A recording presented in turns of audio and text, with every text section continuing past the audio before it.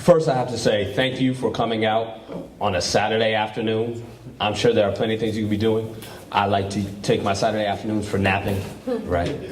But when Brother Lamont, or Wale, I call him Wale, so if y'all don't mind, right? When Wale reached out to me, he was like, look, Dumi, I got this plan. I want folks at Yonkers to come together. I want to transform the community. And I was like, wow, that sounds really good. That sounds like a lot of work. And this is probably about 2-3 years ago, right? And every couple of months he would come back and say, we're building, we're working. And when he came to me this time and said, look, we have a plan. There's a school that has served Yonkers before. And like many schools, it had its heights and it had its falls. Right? And now there's a chance for us to revitalize it and change it. He was like, I want you to come and share a little bit from your perspective about education. So let me give you my biases up front. I'm a college professor, right? Which means that I get some of the brightest students I've ever seen, and I also miss out on some of the most talented people ever because our K-12 education system has been failing us, particularly failing black folks, brown folks, poor folks, working class folks, women, right? My classroom needs a School 19 to function. It needs a free School 19, a school that has a different view of education. Because right now we are like literally in the middle of an election cycle, right? Y'all notice that, right? Okay, just making sure. I don't know if you get the same flyers and phone calls and right. And one of the things that I've realized is that, and I'll be clear, I'm going for Barack Obama over Mitt Romney, right?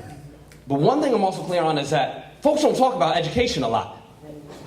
They talk a lot about how schools are failing, we need to improve schools, but when it comes to actually what happens in schools, that's not part of the conversation. They'd rather say, how much money are we dedicating to bombing this? How much money are we using for this? Versus saying, how much are we investing in our people? Right? If you want to know what is the basis of a strong community, it comes from its children. Right? If you want to know what will be the damnation of a community, it can also come from its children. Right? For me, school is not simply a place that you should file in the morning at about 8, 8:30, 9 o'clock and have somebody crack open your head and pour in a set of facts. In fact, that's the reason that in most of our schools, we have metal detectors everywhere and kids have to fight in to get in, but can walk out. Right? Real hard to get in, real easy to go out. Because we spend so much time trying to tell kids what they need to know, but spend too little time helping kids to develop what they need to know to change the world. There's a huge difference in the tradition that this community group is coming from between training and teaching. Most of our schools right now are training our kids to fill in bubbles. Are training our kids to behave in the exact perfect way. Are training our kids for a set of jobs, really, that ain't even out there anymore. Right? I have students come to me every day and say, you know, I was told, go to college, go to college, go to college. And I went. I'm here. Now, Dr. Lewis-McCoy, what do I do? Right? If we don't actually teach our children how to create the jobs that will change the world, if we don't actually teach our children how to create communities that are safe to walk around in, if we don't teach our children how to respect and love and care for each other, the situation that's happening in New York, in New Jersey and Connecticut right now where folks are pleading, help me, will only get worse. Right? Whether it's the waterfront in Yonkers, whether it's in Red Hook, folks have to understand, young people have to understand that we're willing to invest in them. Because too many times we're sitting here talking about, okay, what are they wearing? What are they listening to? What are they doing? Instead of listening to them. A free School 19 would start with a premise of, young people have something valuable to say.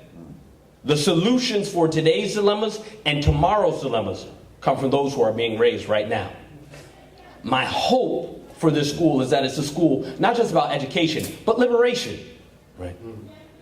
Liberation is really the belief that you can determine where you as an individual and you as a collective go. We can't simply train folks to figure out and say, all right, yes, you can pass all your AP tests, your Regis tests, and just go to college and get a degree. And maybe, give back at some point. Right? Maybe Yonkers, when you've made it, brother, you can come back and you can talk to folks and give them what they need. Right? We need to teach young people that you don't give back to the community. You give to the community. You can only give back to a thing when you leave it. Right? a free school, a revised school, a new School 19 would say, look, this education is going to train you on how to survive in Yonkers. It's going to train you how to see Yonkers differently. It's going to train you how to deal with the people that you walk by every day in a different way, so that we can have a community that's worthwhile. A community that we love. In fact, we can stop calling it the hood. Because if you haven't noticed, most young folks refer to it as a hood. But one of the things that one of my elders taught me was, a sister called into a program I was in one day. She said, I want to talk to you, brother. And I was like, all right, talk to me. She's like, I heard you're a sociologist. I said, that's true. Now I have a question for you. Why do young people call it the hood? I was like, well, you know, it's neighborhood. She's like, I said the hood. I was like, I don't get it. She said, it's important that young people have taken the word neighbor out. Because a neighbor is someone you lean on, someone you depend on, someone you grow with, someone you care for. You have a linked fate and destiny in it. If young folks are coming up in an area and they don't see neighbors, if they don't see elders, if they don't see brothers and sisters, they'll simply see what they can exploit and take from a community. They'll simply see a means to an end. Right. We have to make sure that a school that is developed has a community's vision, the community's values, and a neighborhood's belief in it. Right? My hope is that in 1 year, when School 19 has been transformed, is rolling even more, we can't even have the meeting here. Folks are like, yo, there are people who care so much about what this community can become that they're beating down the doors to be it. Right? Malcolm X said that education is the passport to our future.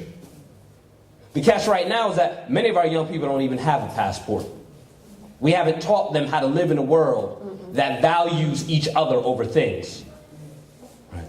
Betty Shabazz lived in this community, understood the value of a strong community. But many of us missed out on that. I'm part of that generation who heard about the Bettys, heard about the Malcolms, heard about folks who cared, who sacrificed, the Martins, the Fannie Lou's, right? But was so, well, hey man, get yours. We have to stop that and turn that around now. The way we do that is instilling in our children a belief that education is worthwhile. Instilling in our community members that it ain't over, right? The work has just begun. Because we should be willing to give up on our young people, give up on education, when we're willing to say we've reached our highest potential. Does anyone here think Yonkers is at the heights that it can be? Most folks I've ever met from Yonkers were like, I moved here for a better opportunity, for a better chance. And we are still seeking and yearning, right? We kind of those folks looking for the promised land. And if you know anything about the promised land, you know the first generation didn't make it. Right? But that doesn't mean the second generation and the third can't. It's our responsibility. It's our opportunity. It is our duty as the folks who are building a tomorrow for folks to invest, to love, and to care for young people. So that education simply isn't an idea. It's not about filling in bubbles, but education is the thing that fills in those holes. It's not about filling in just achievement gaps, fills in those gaps of racism, of sexism, of poverty, of violence that so many in our community are walking around with. I was excited about the work that you all are already doing in Yonkers, because a high school, a community center can be a healing center. It can be a space of nurturing and development. And so I'm just excited that there are enough people committed to the future that you have even joined us today. And I appreciate the chance to just share some of my thoughts with you. Thank you.